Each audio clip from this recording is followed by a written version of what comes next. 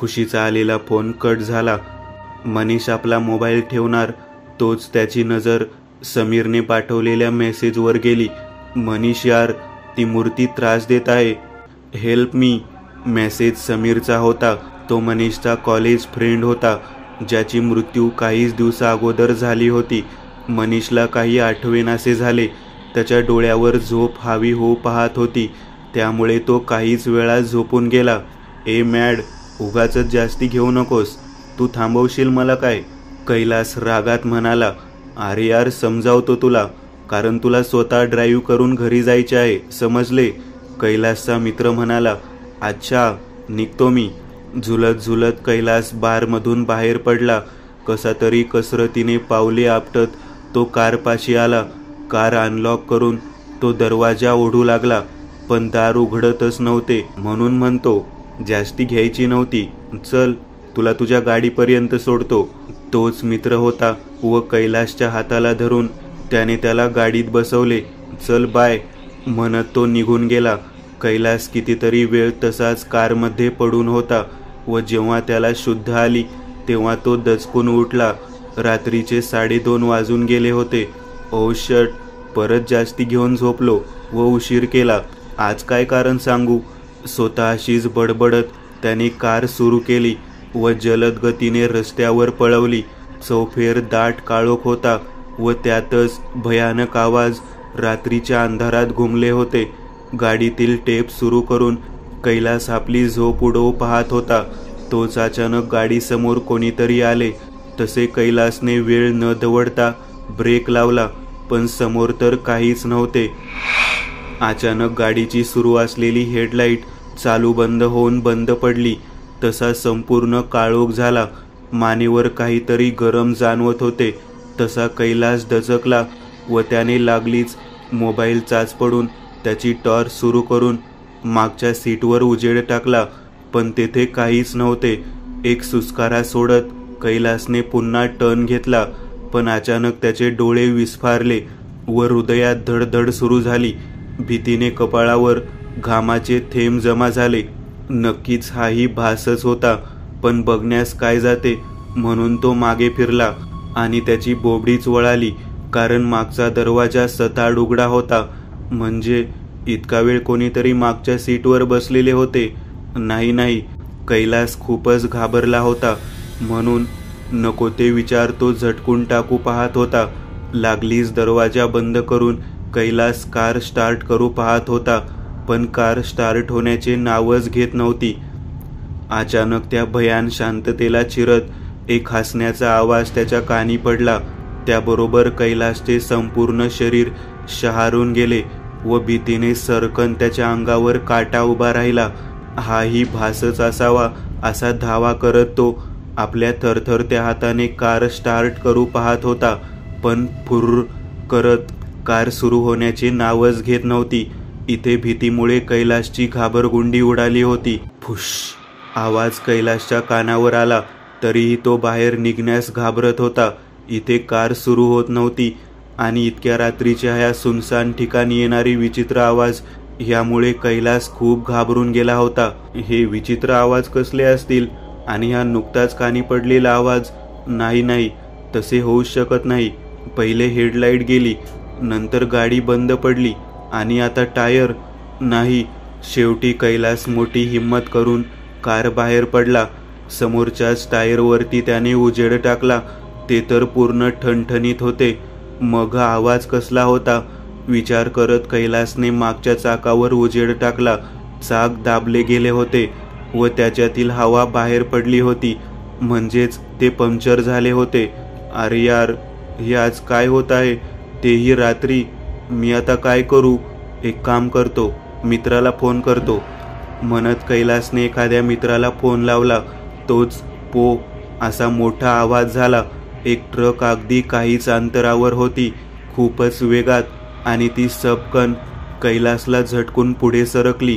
Truck कैलासच्या हाताला लागली आणि त्याचे हात फांदीप्रमाणे हलले.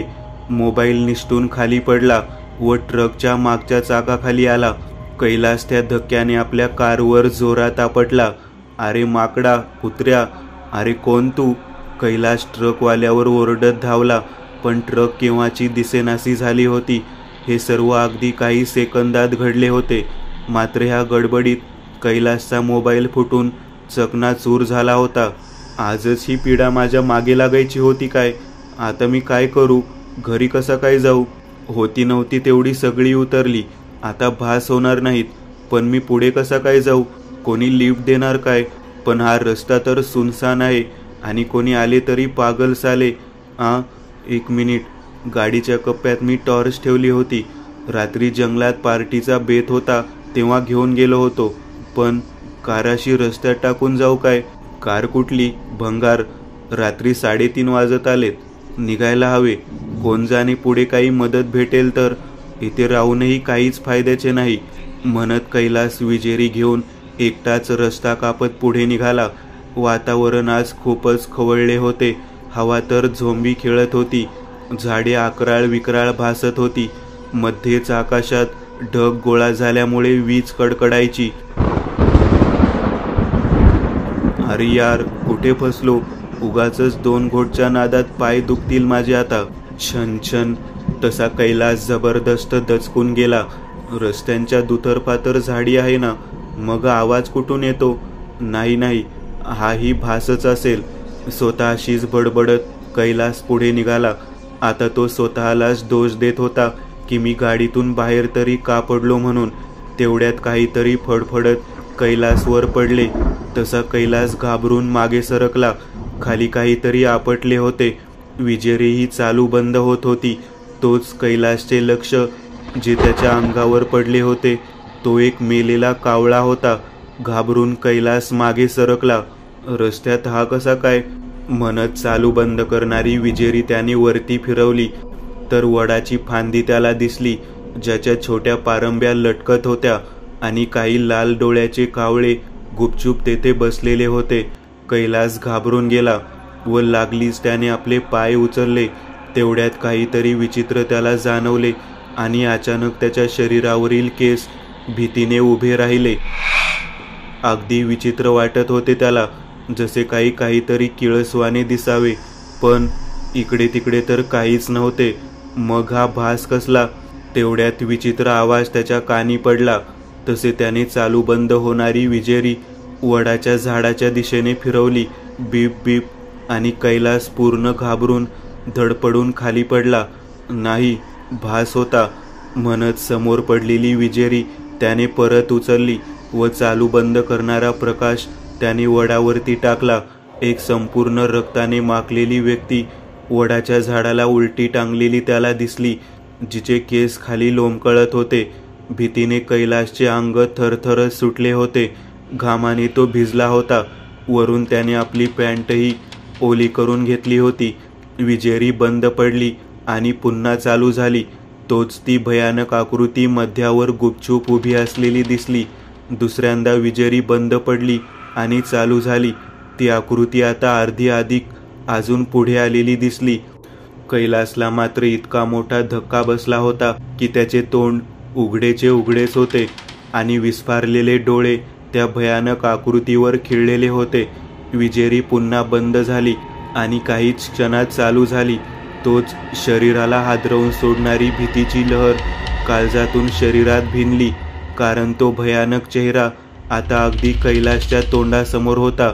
एक जोरदार किंकाळी फोडत कैलास धडपडत उठला व त्याच्याने जेवढे शक्य होईल तितक्या वेगाने तो रस्त्यावर सुसाट धावत सुटला. त्याच्या तोंडून हवा बाहेर पडत होती. पोटातील आतडी वर खाली होत होती. काळीज लटलट उडत होते. घामाने तर तो आंघोळ करून गेला होता. धापा टाकत तो आता जेमतेम धावत होता. ना हाती विजेरी, ना कोणता उजेड होता, पण मागे भयानक मृत्यू होता. जीव तोडून तो धावण्याचा प्रयत्न करत होता, तरी तो जबर थकून गेला होता व त्याचे डोके गरगरू लागले होते. तोंडातून खोकला निघत होता. अचानक त्याने रक्ताची ओकारी केली व खोकत तो वाकला. तोच एक जोरदार लाथ त्याच्या ढुंगणावर बसली. तसा तो हवेत उडून रस्त्याच्या बाजूला चेंडूगत जाऊन पडला. त्याच्या मानेचा आणि सांध्यांचा कडकडाट झाला व तो अर्धमेला होऊन एका झाडाच्या खोडाला अडकला. तो बसलेल्या अवस्थेत होता. त्याचे डोळे उघडेच होते व त्याची मान खांद्यावर टाकलेली होती. त्याचे थरथरणारे लाल भडक डोळे अंधारात त्याच्या दिशेने सरकणाऱ्या त्या आकृतीवर खिळले होते. मध्येच विजेचा लखलखाट झाला व ती भयानक आकृती त्या उजेडात स्पष्ट दिसली. एक टोकदार झाडाची फांदी किंवा मूळ जे सुकलेले पण मजबूत असे तिच्या हातात होते, ते घेऊन ती कैलासच्या दिशेने सरकत होती. कोण तू? कसा तरी शब्द त्याच्या तोंडून बाहेर पडला. राक्षसा! ती आकृती मोठ्याने ओरडली व तिच्या हातात असलेली झाडाची फांदी तिने क्षणात कैलासच्या पोटात खुपसली व हाताने फिरवत तिने एका क्षणात ती फांदी ओढून बाहेर काढली. त्याबरोबर कैलासच्या पोटातील कोथळा रक्तासकट बाहेर पडला. तोंडातून एक चही न काढता तो मरण पावला होता. पण एक भयानक आसुरी हास्य तिथे पसरले होते. मनीषला केव्हा तरी सकाळी जाग आली. आपली झोप उडवत तो बाथरूममध्ये शिरला. काहीच वेळात फ्रेश होऊन तो बाहेर आला व टीव्ही सुरू करून तो आपले आवडीचे कपडे शोधू लागला. इथे एखाद्या न्यूज चॅनल सुरू होता ज्याच्यावरील बातमी मनीषच्या कानावर पडत होती. काल रात्री रस्त्याच्या कडेला एका तरुणाचा अगदी निखळूनपणे खून झालेला आढळून आला आहे. खुनाचा तपास अद्याप लागलेला नसून पोलीस आपली कार्यवाही करत आहेत. मरण पावलेल्या तरुणाची ओळख पटली असून तो राहणारा मुंबईचा आहे. नाव कैलास हरीश लुधे असून वय वर्ष 22 ते 20 घ्या आसपास आहे. ते शब्द मनीषच्या कानावर गेले आणि मनीष जागचा खिळला. फ्रेंड्स! तो ओरडलाच. लगेच त्याने मोबाईल हाती घेतला व हॉटेलमध्ये असलेल्या आपल्या सर्व मित्रांना त्याने बोलावून घेतले. यस मनीष, काय झाले? सकाळी सकाळी झोपमोड केलीस यार, राज तिथे येत म्हणाला. अरे कैलास, ती न्यूज बघा, आपल्या तोंडावर हात ठेवत मनीष म्हणाला. हे कसे काय होऊ शकते? रेश्मा आश्चर्याने म्हणाली. त्या दिवशीच बोलणे झाले होते ना रे त्याच्याशी, राहुल म्हणाला व खिन्न होऊन खाली बसला. हे सर्व खूपच विचित्र होत आहे. आधी करण, नंतर लगेच काही दिवसांनी समीर आणि आता कैलास, वैभव म्हणाला. म्हणजे आपलीही वेळ येईल काय? अंकिताने विचारले. अरे कसे बोलतेस? आपण कोणाचे काही बिघडवलेले आहे काय? तो करण, त्याला एखाद्या जंगली जनावराने फाडले असावे. समीरला तर ड्रगची लत होती. अशात एखादा चोर घरात शिरला तर तो मुकाबला करू शकेल काय? आणि कैलासचे तर तुम्हाला ठाऊकच आहे की तो किती दारू प्यायचा. राज थोडा रागात म्हणाला. हॅलो वहिनी, कैलासचे समजले आम्हाला, पण हे सर्व काही कसे घडले? मनीषने कैलासच्या बायकोला फोन लावला होता. सगळ्यांचे तिकडे लक्ष लागले होते. काहीच वेळात मनीषने फोन ठेवला. मनीष, काय झाले? काही समजले काय?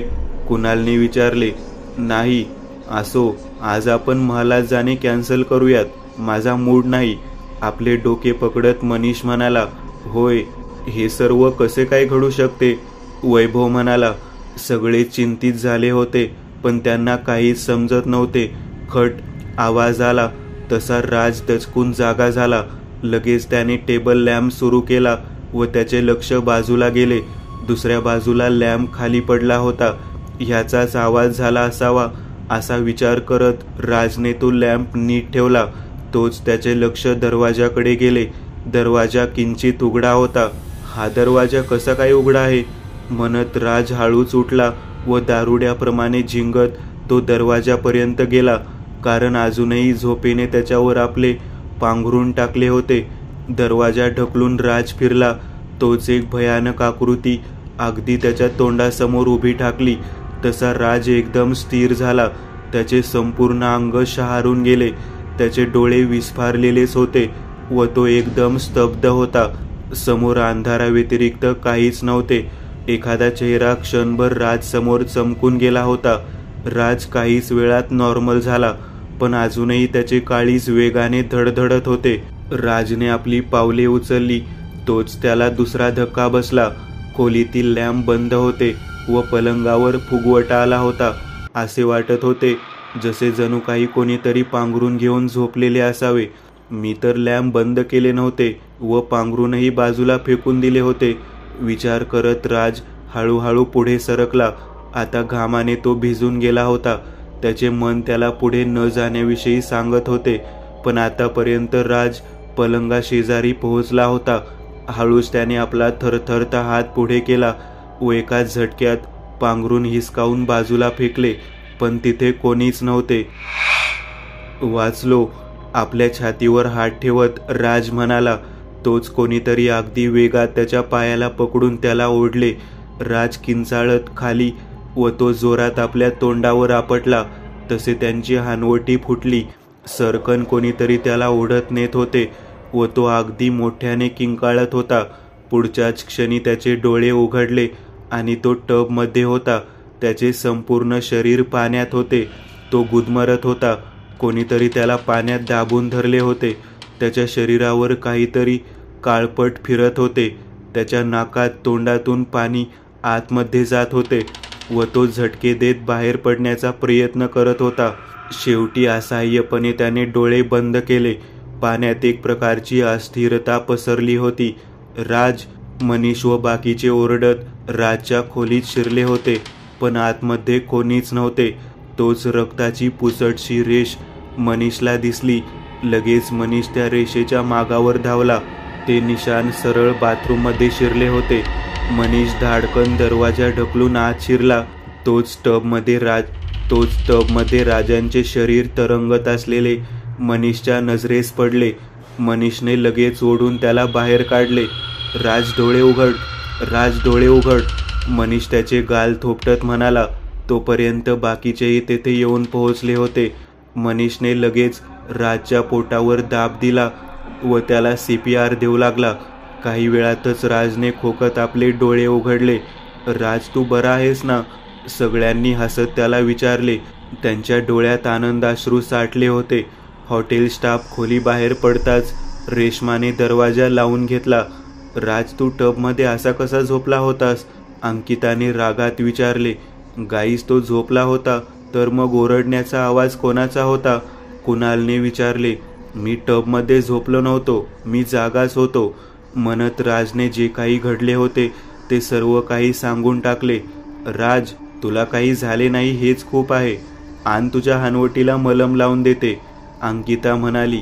थांब, काहीतरी मिस झाले. तुला एखादा चेहरा दिसला होता ना? मनीषने विचारले. राजने होकारार्थी मान डोलावली. कोणाचा? सगळ्यांनी एका सुरात विचारले. आठवत नाही. एकदम वीज चमकावी त्याप्रमाणे होते ते सर्व. असे वाटत होते पूर्वी मी तो चेहरा बघितलेला आहे कुठेतरी, पण आठवत नाही. एखादी मूर्ती होती वाटते. राज डोक्यावर जोर देत म्हणाला. काय? आठव, कोणती मूर्ती? अंकिताने विचारले. नाही आठवत बाबा, राज त्रागाने म्हणाला. कर्नाटकाहून आणली होती ती तर नाही ना? मनीषने विचारले. अरे होय मनीष, तीच बाईची मूर्ती, राज म्हणाला. मी तर आधीच सांगितले होते एखादी अशुभ गोष्ट आहे, टाकून द्या, पण कोणीच ऐकले नाही माझे, मयुरी म्हणाली. काय बोलतेस? असे काही नसते, वैभव म्हणाला. माझा संशय बरोबर निघाला. फ्रेंड्स, ती मूर्तीच कारणीभूत आहे आपल्या मित्रांच्या मृत्यूसाठी. काहीतरी विचित्र आहे त्या मूर्तीत, अगदी विचित्र, मनीष म्हणाला. तू हे कसे काय सांगू शकतोस? आणि हे बघ, आम्ही असल्या गोष्टींवर विश्वास ठेवत नाही, वैभव म्हणाला. आय हॅव प्रूफ, म्हणत मनीषने आपला मोबाईल काढला व समीरचा मेसेज काढून सर्वांसमोर धरला. मनीष यार, ती मूर्ती त्रास देत आहे, हेल्प मी. हा तर समीरचा मेसेज आहे, वैभव म्हणाला. होय, आणि तोही मरणाच्या काही दिवस अगोदरचा, आणि ती मूर्तीही त्याच्या जवळ आहे. हा एक मेसेज नाही, त्याने रात्री बेरात्री मला भांडावून सोडले होते, आणि विषय काय तर ह्या मूर्तीचाच, मनीष म्हणाला. म्हणूनच तो जास्ती व्यसन करू लागला होता. पण मग त्याच्या आधी करण कसा काय मरण पावला? राहुलने विचारले. हे तर आता तिथेच जाऊन कळेल. चलो मुंबई, मनीष म्हणाला. वैशाली, आम्हाला एकदा समीरची खोली पाहू देणार काय? खूप अर्जंट आहे, अंकिताने समीरची बहीण वैशालीला विचारले. बरं या, म्हणत तिने त्यांना आत घेतले. ते सगळे समीरच्या खोलीत गेले. कुठे असेल ही मूर्ती? इकडे तिकडे शोधाशोध करत मनीष बडबडला. तुम्ही एखादी मूर्ती शोधताय काय? वैशालीने विचारले. होय जी, आम्ही कर्नाटकमधून आणली होती, तिच्याचसाठी आम्ही अर्जंट गुजरातमधून येथे पोहोचलोय, मनीष म्हणाला. समीर नेहमीच मूर्तीविषयी बडबडायचा, ती त्या कपाटात आहे, वैशाली म्हणाली. अगं वैशाली, इकडे ये लवकर, आईची हाक आली. मी येते म्हणत वैशाली तेथून निघून गेली. मनीषने हळूच कपाट उघडले. तिथेच ती मूर्ती ठेवली होती. ती तांब्याची व अर्धी अधिक सोन्याची होती. अगदी कोरीव व सुंदर, छोटीशी. तिच्या तोंडावर 2 लाल डोळे होते. जणू काही ती टकामका पाहत आहे असेच वाटायचे. आपल्या जवळील रुमाल मनीषने मूर्तीवर टाकला व समोरील काही जुने पडलेले ताम्रपट उचलून घेतले. गाईज, ही मूर्ती आपल्या मित्रांच्या मृत्यूस कारण असेल काय? राहुलने विचारले. नाही, पण एखाद्या चांगल्या जाणकार व्यक्तीला ही मूर्ती आणि मूर्तीसोबत सापडलेले ताम्रपट दाखवावे लागेल. मनीष म्हणाला. मी ओळखते, पण त्यासाठी आपल्याला नाशिक गाठावे लागेल. मयुरी म्हणाली. चला मग, नाहीतर पुन्हा ती मला पाण्यात बुडवेल. राज म्हणाला. दुसऱ्या दिवशी दुपारपर्यंत त्यांनी नाशिक गाठले होते. चला डायरेक्ट जाऊयात, आपली वेळही वाचेल. राहुल म्हणाला. मयुरी, पत्ता काय? रेश्माने विचारले. शहरापासूनच थोड्या दूरवर त्यांचे गाव आहे. नाव आहे रुद्र. मयुरी म्हणाली. काही तासांच्या अंतराने गाडी एका गावाला पार करून एका चांगल्या घराजवळ येऊन थांबली. वेळ होती दुपारचे 2. घाई करत ती मित्रमंडळी घराजवळ पोहोचली. घर तर एकदम मस्त आहे आणि बागही, रेश्मा म्हणाली. तोपर्यंत मनीषने डोरबेल वाजवली. दरवाजा उघडताच त्यांच्यासमोर एक तरुणी उभी ठाकली. यस, कोण आपण? तिने विचारले. आम्ही मुंबईहून येथे रुद्रला भेटायला आलोय. पण नक्की हे त्यांचेच घर ना? मयुरीने विचारले. ती बाई हसली. या बसा, बोलावते मी त्यांना. काहीच वेळात रुद्र तिथे येऊन पोहोचला. सर्वांची ओळख करून घेत त्याने विचारले. तुमचे काम काय? एक मूर्ती सापडली आहे आम्हाला. तिच्यासोबत एक ताम्रपट होते. आम्ही ती परतताना आमच्याबरोबर घेऊन आलो, पण नंतर आमच्या मित्रांचे लागोपाठोपाठ खून झाले. आम्हाला संशय या मूर्तीवर आहे. मनीष म्हणाला. ते ताम्रपट व मूर्ती मला दाखवाल काय? रुद्रने विचारले. मनीषने ताम्रपट रुद्रकडे दिले. राज, मूर्ती? मनीषने विचारले. अरे, मी तिला हात लावायलाही खूप घाबरतो, त्यामुळे आणू शकलो नाही. कारमध्येच असेल. राज म्हणाला. मी घेऊन येतो. म्हणत मनीष उठला तसे रुद्रने त्याला थांबवले. हा ताम्रपट संस्कृत लिपीमध्ये आहे. काही जुना आहे व त्यावर लिहिले आहे, ही यक्षिण मूर्ती मृत्यूचे आमंत्रण आहे. ही यक्षिण मूर्ती मृत्यूचे आमंत्रण आहे. तिच्यापासून दूर राहा. ही मूर्ती ज्या कोणाला पाहिल त्याचा मृत्यू होईल. ही मूर्ती अधिक शक्ती प्राप्त करण्यासाठी बाधिताच्या आप्तेष्टांमधील अविवाहित स्त्रीचा वापर करते. त्याशिवाय ती बंधनात आहे. अशात यक्षिण त्या स्त्रीचा संपूर्ण ताबा घेते. रुद्रने आपले बोलणे संपवले तसे सगळ्यांना आश्चर्याचा धक्का बसला. ते घाबरून गेले. आता मी काय करावे? घाबरलेल्या राजने विचारले. त्या यक्षिणीने तुमच्यापैकी एखाद्याच्या घरातील सदस्याचा ताबा घेतला आहे काय? रुद्रने विचारले. नाही, मला बहीण नाही, फक्त आई आहे. राज म्हणाला. आम्ही अविवाहित आहोत, पण आम्ही मूर्तीसमोर गेलो होतो. रेश्मा म्हणाली. मनीषने मात्र आपल्या डोक्याला हात लावून घेतला. काय झाले मनीष? राहुलने विचारले. खुशी, दाटलेल्या स्वरात मनीष उद्गारला. तसे सगळे स्तब्ध झाले. प्लीज रुद्र सर, तुम्ही काही करू शकाल तर खुशीला वाचवा. ती कुठे आहे शोधून द्या. मनीष कसा तरी म्हणाला. ही मूर्ती तुम्हाला जिथे सापडली होती तेथे आपल्याला जावे लागेल. तुमच्या जीवाचा प्रश्न आहे, म्हणून जोपर्यंत आपण तिथे पोहोचत नाही तोपर्यंत मला तुमच्याबरोबर राहावे लागेल. रुद्र म्हणाला. रात्रीची वेळ होती. 2 गाड्या रस्त्यावर लागोपाठोपाठ धावत होत्या. मनीष, राज, रेश्मा, अंकिता, राहुल पुढच्या गाडीत बसले होते, तर रुद्र, वैभव, मयुरी, कुणाल हे मागच्या गाडीत बसलेले होते. दुसऱ्या गाडीत ती मूर्ती असल्याने घाबरट राज पुढच्या गाडीत बसला होता व भीतीमुळे त्याच्या डोळ्यावर झोप नव्हती. बाकी मात्र शांतपणे झोपलेले होते व मनीष ड्राईव्ह करत होता, तर दुसऱ्या गाडीत वैभव गाडी चालवत होता. रुद्र एकदम सावध होता व मनीषच्या गाडीवर लक्ष ठेवून होता. कितीतरी वेळ गेली आणि रुद्रच्या लक्षात आले की वैभवचे डोळे जड पडलेले आहेत. तू आराम कर, मी गाडी चालवतो. रुद्र वैभवला म्हणाला. तुम्हाला गाडी चालवता येते? आश्चर्याने वैभवने विचारले.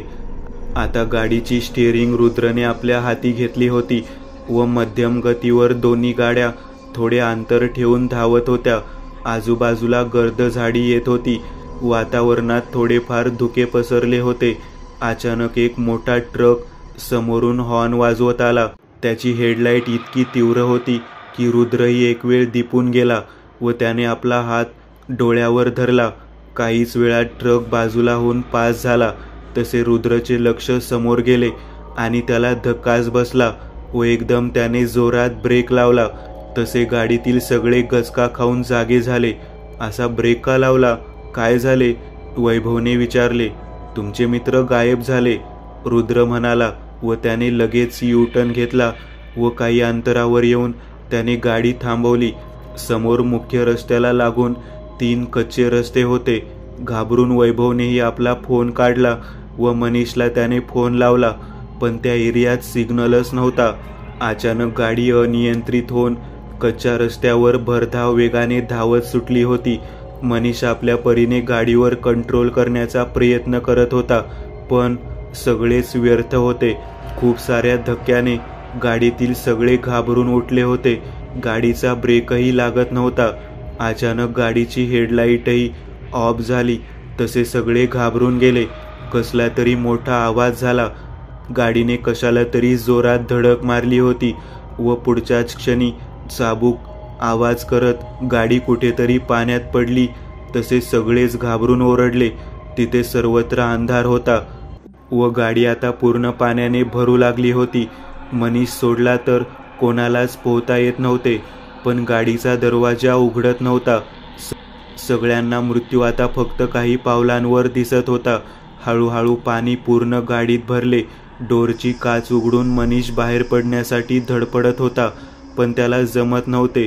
तो त्यात अडकून पडला होता. तोच काहीतरी पाण्यात पडले. सोबत उजेडही होता. कोणीतरी मनीषचा हात पकडला व त्याला गाडी बाहेर काढले. लगेच दोघांनी मिळून कारचे दरवाजे कसे तरी उघडले आणि पाण्यात गुदमरणाऱ्या एकाला खेचून त्यांनी वरती आणले. बघता बघता गाडी खोल बुडाली व तळाला जाऊन स्थिरावली. अगदी वेळेत रुद्रने पाण्यात उडी टाकून त्यांना वाचवले होते. सगळेही थरथरत विहिरीत झालेल्या झाडाच्या एका मुळाला पकडून होते. तुम्ही बरे आहात ना? रुद्रने त्यांना विचारले. होय रुद्र, धन्यवाद, मनीष म्हणाला. तोपर्यंत वैभवने दोरखंड विहिरीत सोडला होता. एखाद्या जुनाट अर्ध्या अधिक भरलेल्या विहिरीची भिंत फोडून कार विहिरीत पडली होती. पण काही म्हणा, सगळे सुखरूप होते. एकेकाला दोरखंडाने बांधून वरती असलेल्या मित्रांनी ओढून काढले. बरं झाले मयुरी, तुम्ही आम्हाला रुद्रकडे नेले. तो विहिरीतून वाचवू शकतो, दम घेत हसत राज म्हणाला. पण तुम्ही इकडे आलाच कसे काय? ड्रायव्हर पेंगत होता काय? खोटा राग दाखवत वैभवने विचारले. नाही वैभव, मी झोपलो नव्हतो तर गाडी आपोआप वळणे घेत अगदी वेगात इकडे निघून आली होती. पण तुम्हाला कसे काय कळले आम्ही इकडे निघून आलो आहोत ते? मनीषने विचारले. तुमची गाडी बेपत्ता झाली, त्यानंतर आम्ही मागे फिरलो होतो, पण रुद्रने आपली शक्तीद्वारे त्या 3 रस्त्यांमधून बरोबर रस्ता ओळखला असेल, विचार करत वैभव म्हणाला. रुद्र हसला व म्हणाला, शक्तीने नाही, युक्तीने. रस्ते कच्चे होते व अनियंत्रित कार ज्या रस्त्यावरून गेली होती, ज्या रस्त्यावरील धूळ वातावरणात उडाली होती, म्हणून रस्ता ओळखायला वेळ लागला नाही. आता आपल्याला लवकरात लवकर तिथे पोहोचायला हवे, पण एका गाडी तुम्हा सर्वांना ॲडजस्ट करावे लागेल. तसे सगळे हसले. सकाळच्या पहिल्या सूर्यकिरणाबरोबर गाडी एका मोठ्या जुनाट महाला शेजारी येऊन थांबली. तेथील वातावरणात बरेच धुके पसरलेले होते व तो उंच महाल समोरच होता. अगदी काळाकुट्ट व भयानक होता तो. तेथूनच मनीष आणि त्याच्या मित्रांनी ती मूर्ती आणलेली होती. सगळे गाडीतून बाहेर उतरले. मूर्ती काढण्याआधी रुद्रने मूर्तीच्या डोळ्यांवर पट्टी बांधण्यास सांगितली.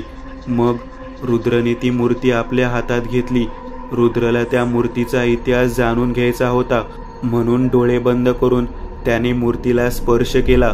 तसे एक राजा महाराजाच्या काळातील दृश्य त्याच्या नजरेसमोर आले.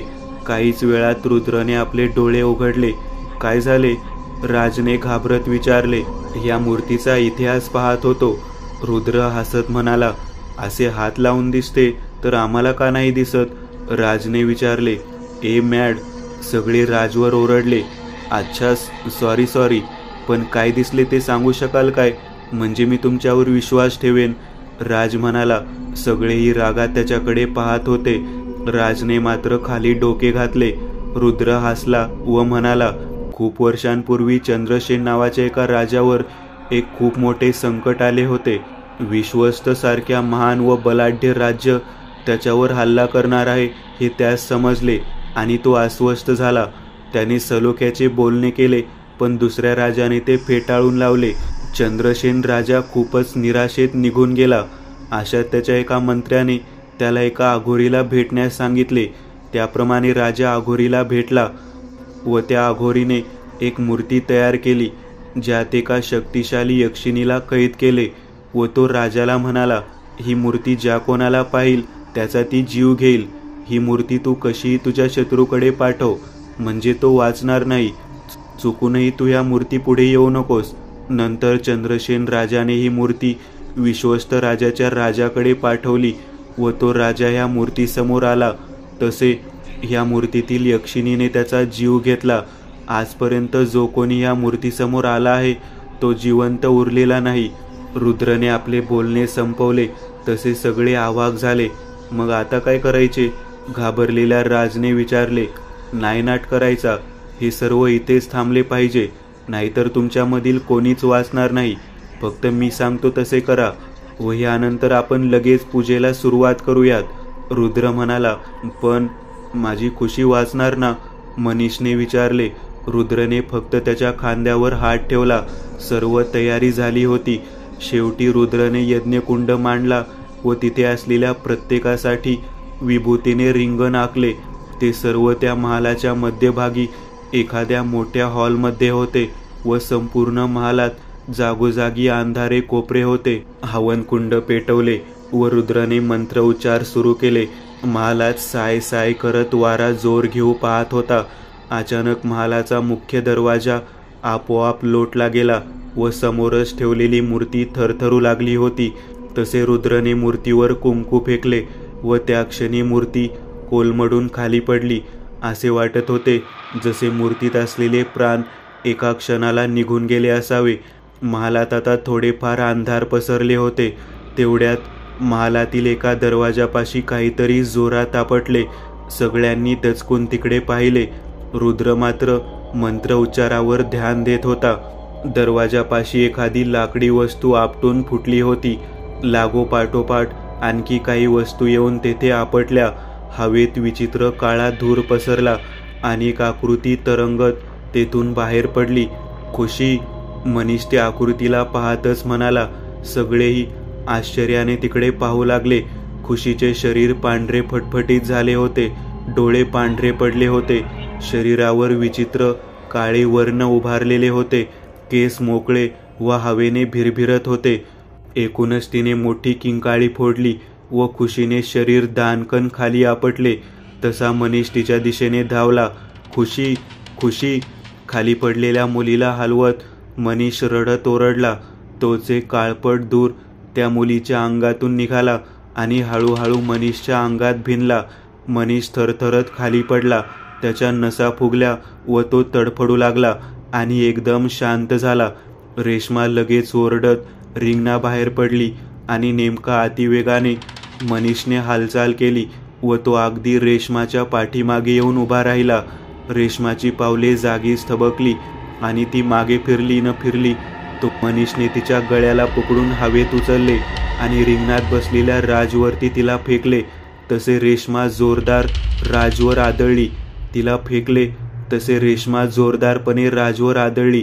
तसे दोघेही विवळत बाजूला जाऊन पडले. मनीषची गती खूपच होती. पुढच्याच क्षणी त्याने राजला उचलून वैभववर आपटले. रुद्र एकदम दचकून गेला. यक्षिण एकेकाला रिंगणाबाहेर सहजपणे काढत होती व सगळ्यांना खूप सारी इजा पोहोचवून शेवटी सगळ्यांना तिने रिंगणापासून दूर भिरकावून दिले. मोडलेली टेबल, खुर्ची व पलंग ह्यांची लाकडे व महालात असतील नसतील ती अवजड लाकडे येऊन त्यांच्यावर आपटली. रुद्रने सांगितल्याप्रमाणे मनीष आणि त्याच्या मित्रांनी तिथेच एक भट्टी तयार केली होती. तिच्यातून विस्तव घेऊन मनीषने म्हणजेच त्या यक्षिणीने तो त्या लाकडी ढिगाऱ्यावर फेकला. तसे अग्नीने पेट घेतला. मनीषच्या शरीरात असलेली यक्षिण आसुरीपणे हसू लागली व तिने रुद्रकडे आपली नजर फिरवली, पण रुद्र आपल्या जागेवर नव्हता. तशी यक्षिण दचकली. ती कसला तरी अंदाज घेत मागे फिरली. तोच तिच्या मागे उभे असलेल्या रुद्रने तिच्या कपाळावर हवनकुंडातील विभूती मिश्रित गरम राख फासली. मनीषने लगेच किंकाळी फोडली व त्याचे शरीर हवेत उडाले. यक्षिण मात्र जागीच उभी होती. रुद्रने आपल्या गळ्यातील माळ तिच्यावर फेकली. तसे गरागरा फिरत माळेने तिच्या भोवती एक दिव्य रिंगण तयार केले. रुद्राक्ष तिच्या भोवती अग्नीच्या गोळ्याप्रमाणे गोल गोल फिरू लागले व तो 10 असह्य होऊन यक्षिण किंकाळू लागली. तिच्या आत्म्याने जणू काही पेट घेतला होता व जागीच किंकाळ्या फोडत ती स्तब्ध उभी होती. रुद्रने लगेच जळती लाकडे बाजूला केली व त्या जड लाकडांखाली दाबलेल्यांना सोडवले. त्यांचा श्वास गुदमरला होता व त्याच्या जखमेतील रक्त त्यांच्या शरीरावर ओघळत होते. माफ करा, तुम्हाला वेळेवर मदत देऊ शकलो नाही. खरं तर ह्या यक्षिणीच्या आत्म्याला मूर्तीत आणून कैद करायचे होते, पण माझे मंत्र उच्चार निष्फळ झालेले मला दिसले. म्हणून हवनकुंडातील राख मंत्रून व तिच्यात विभूती टाकून मी तिच्या कपाळावर फासली व माळेने तिला जखडले, कारण ते आवश्यक होते. रुद्र म्हणाला, आता मी तुला आज्ञा देतो, ह्या मूर्तीत ये. रुद्र ओरडणाऱ्या यक्षिणीला म्हणाला, मी तुझे का ऐकू? कोण आहेस तू? मी फक्त माझ्या मालकाचेच ऐकते. यक्षिण म्हणाली, बरं मग अशीच राहा, हा पाश तुला नरक यातना देण्यास पुरेसा आहे. असे म्हणत रुद्रने आपली पावले उचलली. नाही, नको, थांब, मला मुक्ती दे. तू सांगतोस तसे मी करेन. यक्षिण ओरडली. रुद्रने माळेला हात घातला व ती पूर्ववत झाली. यक्षिणीचा आत्मा काळ्या धुरारूपाने त्या मूर्तीत शिरला आणि मूर्ती उठून उभी राहिली. रुद्रने ती उचलून भट्टीत टाकली व मूर्ती हळूहळू वितळू लागली. तसे यक्षिणीचे किंकाळणे संपूर्ण महालात घुमले. काहीच वेळात भट्टीत एक जबरदस्त स्फोट झाला व पेटते निखारे जागोजागी पसरले. तेवढ्यात बेशुद्ध पडलेला मनीष शुद्धीवर आला व लगेच खुशीच्या दिशेने धावला. खुशी अजूनही निपचित पडलेली होती. खुशी, खुशी, डोळे उघड. मनीष ओरडला. रेश्मा मनीष जवळ धावली व तिने खुशीचा हात हातात घेतला. नाडीचे ठोके पडत होते. आपण तिला हॉस्पिटलमध्ये नेऊयात, रेश्मा म्हणाली. रुद्र, काय झाले आहे माझ्या खुशीला? ती शुद्धीवर का येत नाही? मनीषने रुद्रला विचारले. जेव्हा यक्षिणीने खुशीचा ताबा घेतला होता तेव्हा ती पूर्णपणे खुशीवर हावी झाली होती, त्यामुळे तिला शुद्धीवर येण्यास वेळ लागेल. ती बहुतेक अजूनही त्याच जगात हरवलेली असावी, ह्यात शंका नाही, जे जग यक्षिणीने तिच्या भोवती निर्माण केले होते. खुशी, खुशी, उठ बाळा, म्हणत रुद्रने तिच्या डोक्यावरून हात फिरवला. तसे खुशीने बोटांची हालचाल केली. एकदा, दोनदा आणि तीनदा. तसे खुशीने हळूहळू डोळे उघडले. त्याबरोबर सगळेच आनंदाने ओरडले.